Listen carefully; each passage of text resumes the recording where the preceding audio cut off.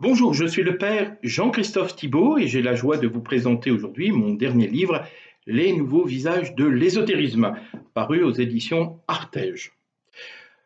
Qui d'entre nous n'a pas été tenté un jour de jeter un coup d'œil à son horoscope ou d'aller consulter une voyante dans un moment difficile de sa vie?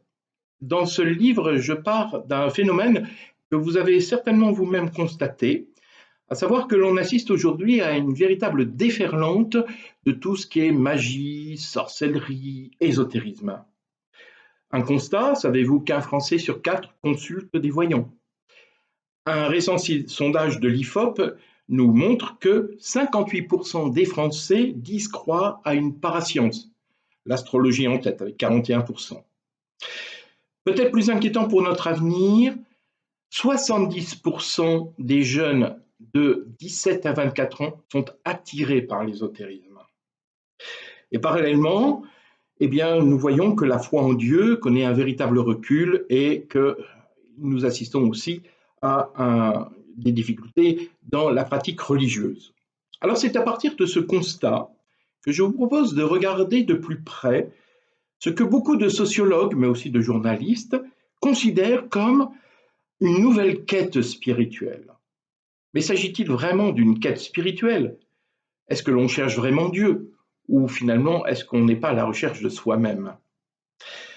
Pour beaucoup de chrétiens, ce domaine est finalement assez mal connu. Soit on le minimise, soit au contraire il inquiète. Mais pour beaucoup d'entre nous, magie, ésotérisme, occultisme, on ne voit pas très bien la différence entre ces différents termes. Alors dans ce livre, j'ai essayé de clarifier le propos avec des mots simples mais précis et d'apporter un éclairage sur cette question souvent obscure. Qu'est-ce que la magie? Et pourquoi la Bible et l'Église mettent en garde contre les pratiques occultes? Et que sont-elles, ces pratiques occultes? J'ai voulu aussi montrer d'où venait l'ésotérisme, son histoire, et comment elle nourrit aujourd'hui ce que l'on appelle les nouvelles spiritualités. Et je vais vous le montrer que ces nouveaux visages de l'ésotérisme sont souvent cachés derrière certaines thérapies alternatives ou méthodes de développement personnel. Bien sûr, il ne s'agit pas de tout mettre dans le même sac, mais il est important de repérer quelques critères clairs pour pouvoir discerner certaines pratiques qui nous entourent, qui nous sont proposées et qui reposent sur des principes magiques.